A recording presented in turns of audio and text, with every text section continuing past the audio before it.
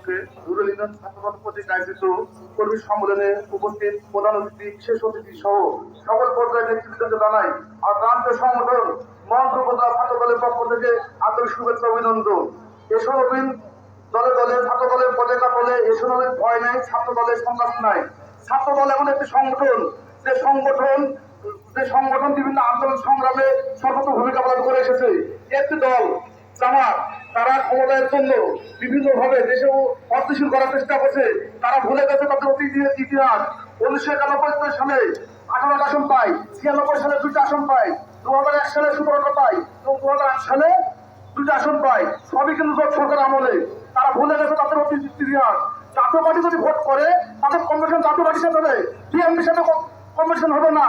আমরা যদি এই ঐক্যবদ্ধ থাকি, আমরা বিপুল ভোটে বিজয় করে আমরা বিজয় মালা পরে আসবো ইনশাল্লাহ। এ বলে আমার বক্তব্য শেষ করছি। আসসালামু আলাইকুম।